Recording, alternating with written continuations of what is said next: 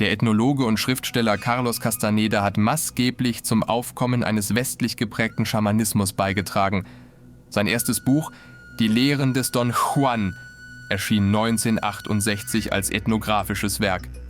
Bis zu seinem Tod im Jahr 1998 hat er weitere 11 Bücher veröffentlicht, die seine Gespräche und Erlebnisse mit dem mexikanischen Yaqui-Schamanen Don Juan Matus und dessen Gefährten festhalten.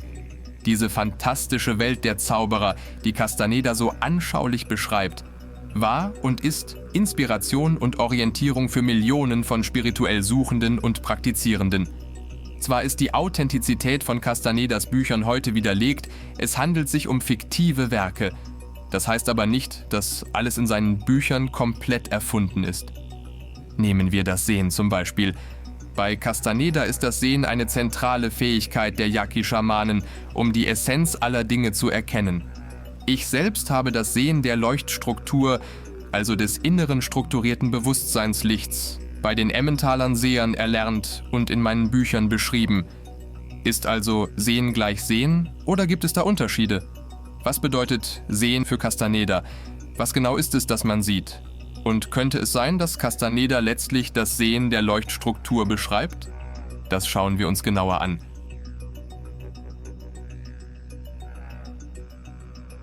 Subjektive visuelle Phänomene sind in Castanedas Büchern keine Seltenheit.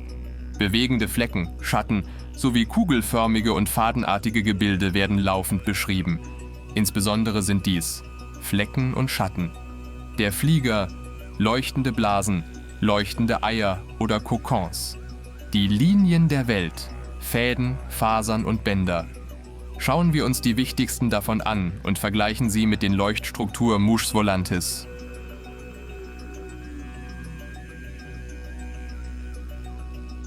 Flecken und Schatten bezeichnen Objekte, die Castaneda zu Beginn nur flüchtig sieht und die Don Juan als Wesenheiten erklärt, sei es der Tod, der Verbündete oder andere Geister. Im Buch Eine andere Wirklichkeit beispielsweise nimmt Castaneda einen Fleck im Feuer wahr, der von rechts nach links huscht. Bei erneutem Hinsehen gleitet derselbe Schatten von da wieder zurück. Don Juan nennt diesen Fleck einen Geist und später eine Blase. Ein besonderer Schatten ist der sogenannte Ifliger, der einzig im 10. Buch Das Wirken der Unendlichkeit beschrieben wird. Don Juan nennt den Flieger ein räuberisches Wesen, das sich von der Bewusstseinsenergie der Menschen ernährt. Dieses anorganische Wesen wird als flüchtiger Schatten wahrgenommen, der durch die Luft hüpft oder springt.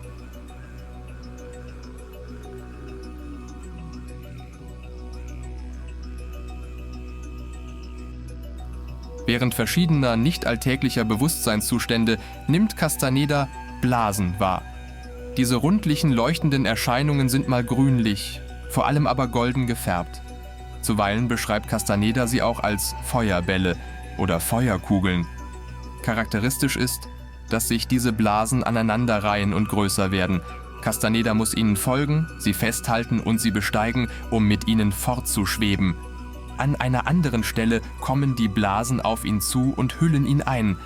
Von den goldenen Blasen heißt es später, dass sie uns Menschen umhüllen. Wir leben also in Blasen, die sich infolge unserer Sozialisation geschlossen haben und die wieder geöffnet werden müssen, damit wir die Ganzheit unserer selbst erkennen und Freiheit erlangen können. Diese Idee wird in den späteren Büchern weiterentwickelt, nur ist dann nicht mehr von Blasen die Rede, sondern von leuchtenden Eiern oder Kokons.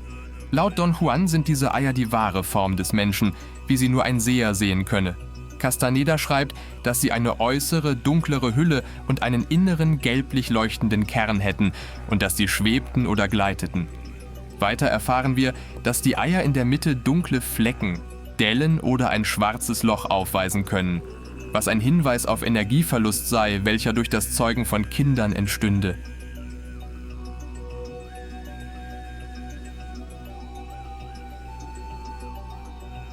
Die Wahrnehmung von fadenartigen Erscheinungen ist ein durchgängiges Thema in Castanedas Werk.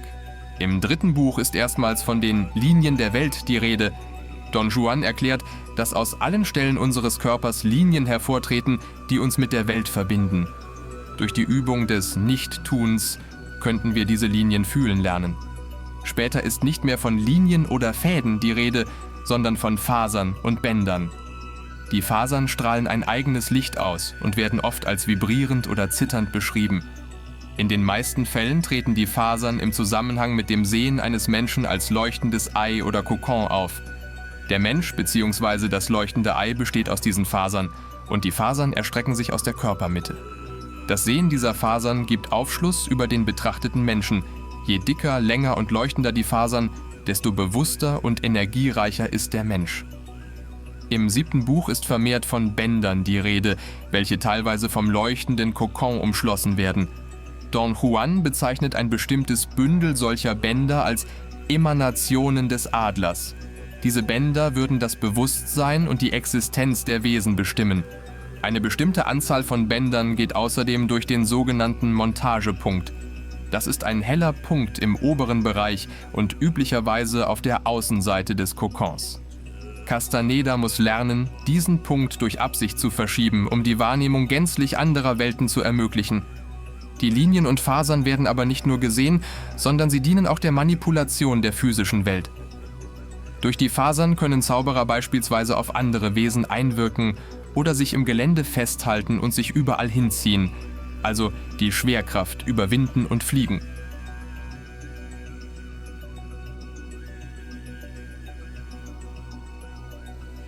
Einen expliziten Hinweis, dass es sich beim Sehen dieser leuchtenden Strukturen um die Leuchtstruktur Mouches Volantes handelt, finden wir in Castanedas Büchern nicht.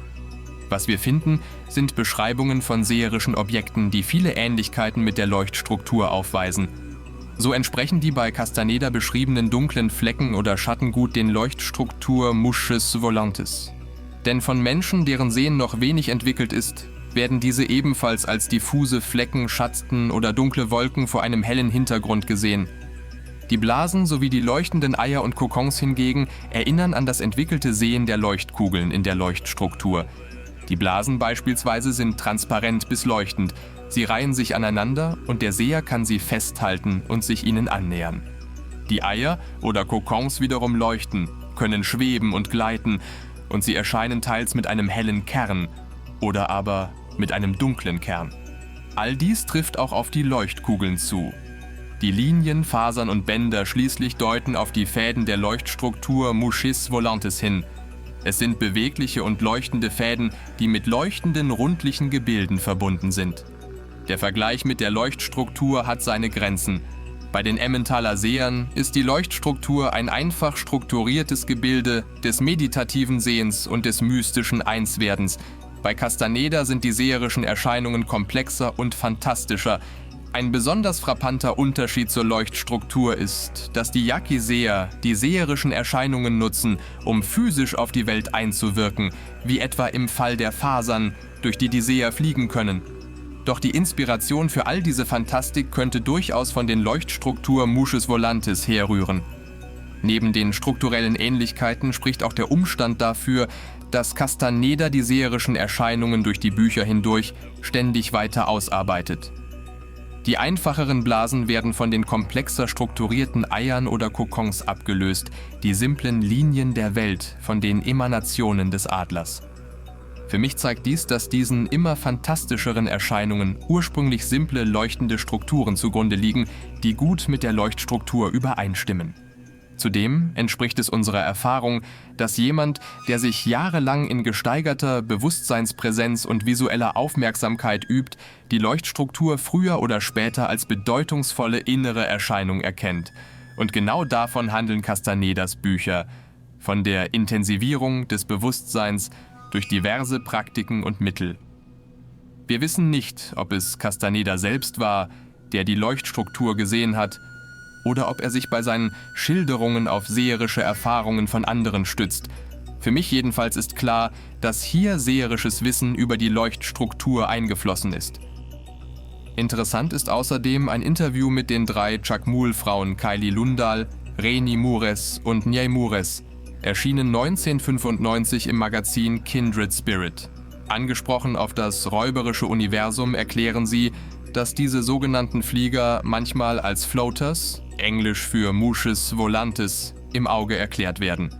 Diese Antwort zeigt erstens, dass die Leute um Castaneda mit dem Phänomen der Musches volantis vertraut waren.